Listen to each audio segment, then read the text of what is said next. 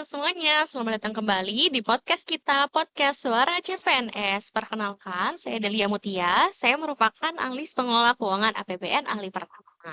Nah, di sini Delia nggak sendirian nih, pastinya masih ditemani sama CPNS Kementerian PU yang ada di sini.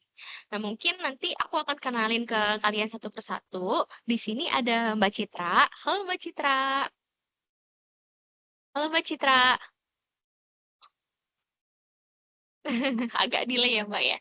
Oke, selanjutnya di sini juga ada Bang Bungsu Bakti. Halo Bang Bungsu Bakti.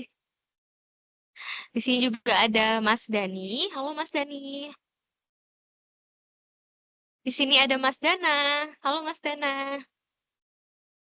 Dan di sini ada Mas Daril. Halo Mas Daril. Dan di sini ada Mas David. Halo Mas David. Oke, di episode kita kali ini kita bakal ngobrol santai-santai aja.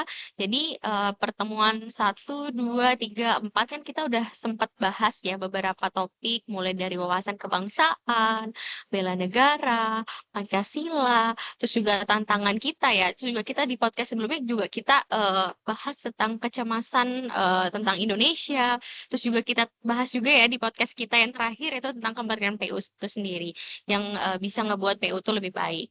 Nah, tapi dari semua itu aku pengen tanya nih ke teman-teman semuanya. Ada nggak sih yang mau ceritain what you get from Latsar ini gitu?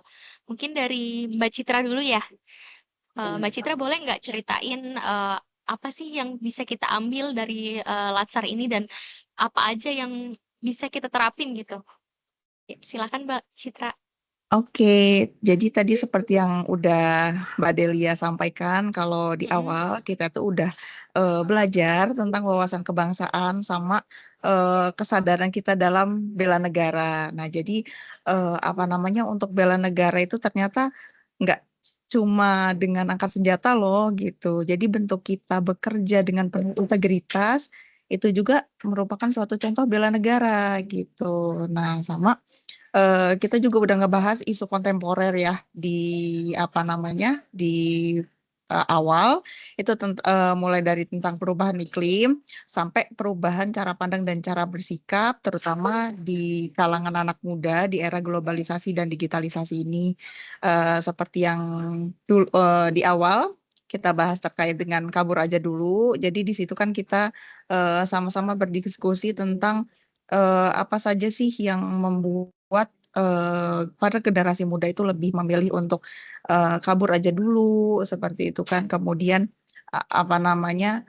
Apa hal-hal yang sekiranya eh, pantas atau seharusnya kita lakukan sebagai generasi muda untuk mendukung visi misi dan cita-cita bangsa tanpa kabur seperti itu ya. Terus juga apa namanya mungkin memang masih banyak PR ya dari pemerintahan Indonesia untuk mendukung ya atau supaya generasi muda itu nggak tertrigger untuk kabur aja dulu.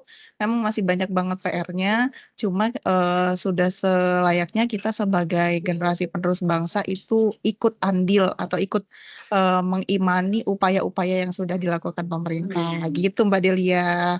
Mungkin ada rekan yang lain yang menambahkan ya, karena kan kita sudah 4 hari ya Mbak Delia ya sampai hari ini.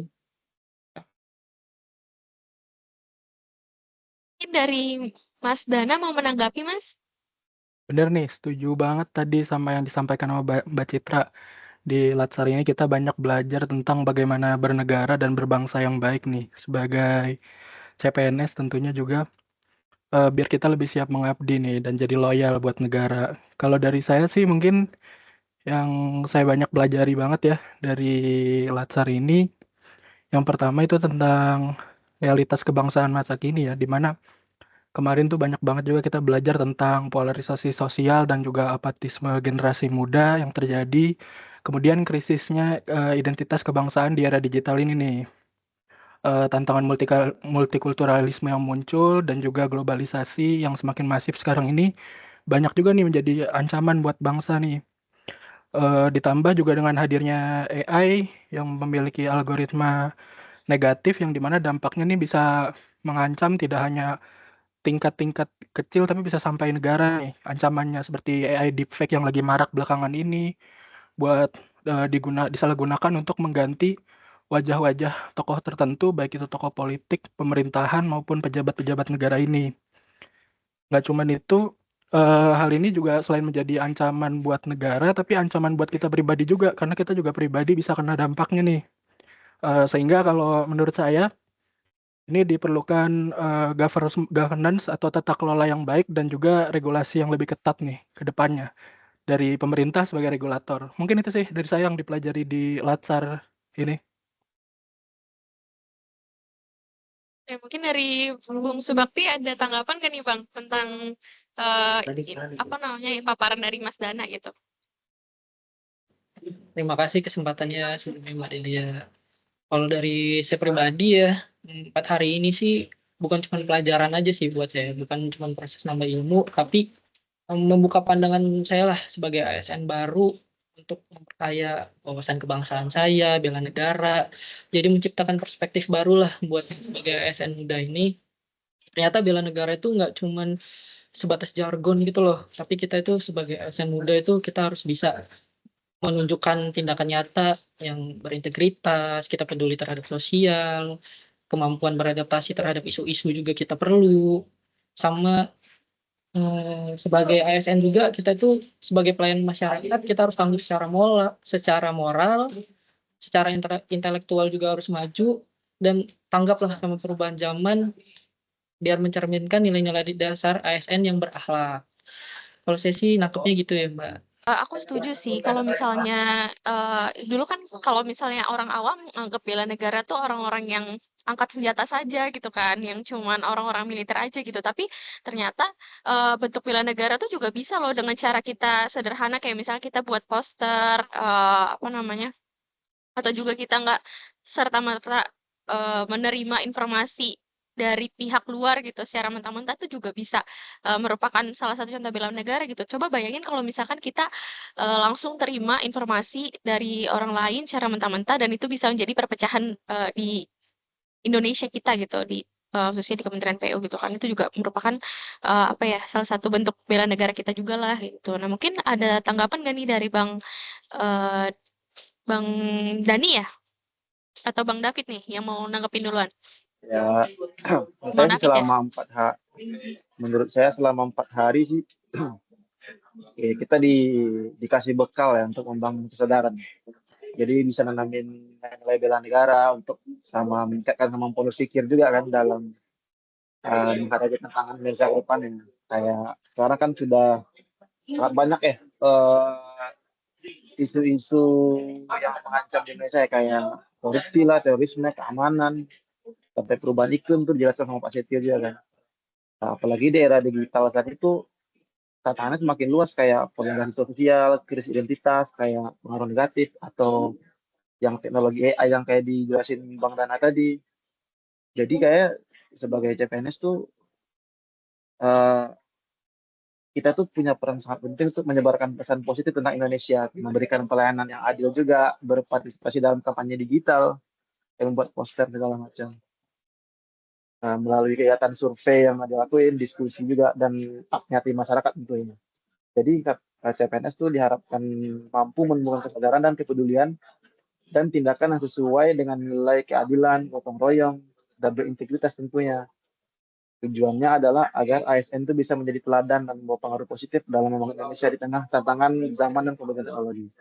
Itu sih barangkali ada yang mau nambahin di Bang Dani. Kalau misalnya menurut saya ya, dari segi materi sih saya lihat dulu materinya kan udah bagus nih ya dari yang apa yang kita belajarin 4 hari ini. Ada wawasan kebangsaan, ada bela negara, dan analisis isu kontemporer. Nah, dari materi-materi itu kan wawasan kebangsaan jelas penting memang untuk kita kan sebagai ASN memang harus memahami bangsa kita dengan sangat baik gitu. Kemudian untuk bela negara juga sangat penting kan untuk kita sebagai ASN karena dapat membangun semangat patriotisme supaya kita lebih mencintai tanah air kita supaya kita bisa menerapkan dalam kehidupan kita sehari-hari, baik itu dalam lingkungan sosial, masyarakat maupun dalam bekerja. Selain itu ada analisis isu kontemporer, di mana kita, supaya kita lebih peka dalam menanggapi isu-isu yang ada dan yang ada di sekitar kita gitu. Lalu kemudian kalau saya lihat dari metode, metode yang kita jalani kan oleh pemateri kita kan lumayan apa ya, menarik ya. Jadi pemateri kita tuh, terbuka dengan kita baik itu pendapat apapun dan diskusi apapun, yang penting tetap dalam koridor yang sesuai ya. Itu juga membuat kita semakin terbuka pikiran kita dalam menanggapi sesuatu, dalam berdiskusi, dalam menghargai pendapat orang lain, itu juga sangat baik gitu. Selain itu, metode yang lain seperti tugas-tugas yang diberikan ke kita, itu kan tugas-tugas kita lumayan banyak juga tuh. Tapi yang akan kita alami kan 1 kali ini saja selama kita menjadi PNS. Nah, itu memang sangat penting untuk kita di awal ini supaya kita ke depannya menjadi lebih siap gitu dalam menjalani tugas-tugas kita di dunia kerja nanti, gitu. Menurut saya seperti itu sih, Mbak, kurang lebih. Kalau misalkan menurut Bang Daril gimana nih, Bang? Oke, kayak yang udah dibilang sama teman-teman sebelumnya ya. Mungkin memang stigma bela negara nih kayak identik dengan angkat senjata gitu. Kan mungkin kalau diartikan lebih dalam lagi itu sebenarnya lebih luas dari hal itu lagi gitu. Kayak contoh-contohnya ya, kalau misalnya kayak rasa cinta tanah air tuh bisa bentuknya itu bisa banyak lagi tuh. Kayak pakai produk dalam negeri, terus kayak mengapresiasi gitu karya-karya anak bangsa, terus melestarikan lingkungan hidup sebenarnya juga udah termasuk dari bela negara gitu loh. Walaupun kan kita mikirnya kayak ini kok jadi kayak gini. Sebenarnya ini hal-hal yang kayak gitu itu masuk ke dalam bela negara gitu. Nah mungkin setelah itu kita juga tadi yang sempat disinggung sama Bang Dani ya, ada pembahasan soal eh, analisis isu gitu. Memang sebagai CPNS kita yang baru-baru gitu ya, emang harus aware juga sih sama hal yang kayak gini gitu. Kayak mungkin ada yang lagi happening nih, mungkin ada eh, korupsi, narkoba kah, atau konflik kepentingan mungkin. Ya memang kan harus dihindari gitu. Apalagi kayak kita yang baru-baru nih, kemarin kan ada tes integritas yang cukup lumayan agak ya itulah skornya harus untuk didapatkan ya lumayan tinggi juga gitu. Nah mungkin untuk teman-teman juga hal ini gitu juga yang harus menjadi concern bahwa hal itu bukan semata-mata memang karena kita sekedar sudah tes habis itu ya sudah gitu, bukan. Ini nih hal-hal yang penting untuk kita jaga sebagai bentuk awal gitu. Ini kan hal baik gitu ya, artian kita ke depannya gitu. Nah, mungkin yang terakhir itu ada juga pembahasannya kita ada algoritma kebangsaan gitu ya. Nah, di era digital yang kayak sekarang ini mungkin kayak media sosial tuh hampir tidak ada batasnya gitu. Apalagi informasi-informasi yang masuk tuh bisa ragamnya bisa banyak banget gitu. Jadi memang tergantung kitanya juga ingin yang memfilter tuh diri kita sendiri gitu. Karena kadang tuh isi-isi kontennya itu kadang menggiring ke suatu hal yang justru malah kalau kita tidak punya integritas, tidak punya pendirian, nanti jatuhnya malah kita terbawa ke hal-hal yang negatif gitu. Saya rasa itu sih Kak Delia. Setuju, setuju, setuju. Mungkin dari teman-teman ada yang mau nambahin lagi? Paling reminder ya, reminder untuk kita semua seperti yang udah disampaikan Bang Daril tadi. Jadi sebenarnya integritas itu bukan cuma sekedar skor atau nilai ya yang kita peroleh sebelumnya. Jadi benar-benar memang harus kita jiwai dan harus kita implementasikan gitu, harus kita amalkan. Seperti itu ya Bang Daril ya. Betul sekali Setuju, itu setuju Mbak banget Citra. sih. Betul. Jadi apa gunanya skor ya kalau misalkan kita nggak terapin itu di kehidupan kita gitu ya sih.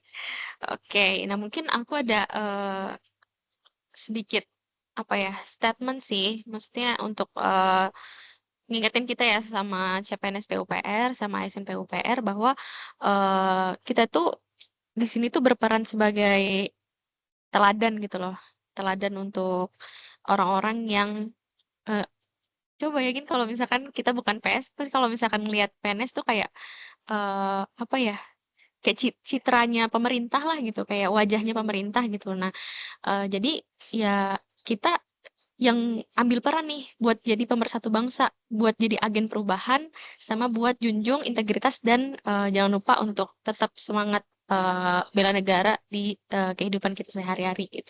Oke, Mungkin untuk podcast kali ini cukup sekian aja ya sampai di sini. Terima kasih yang sudah menonton, terima kasih teman-teman yang sudah hadir, sudah mau ngobrol-ngobrol di sini. Sampai jumpa di podcast kita selanjutnya. Bye bye.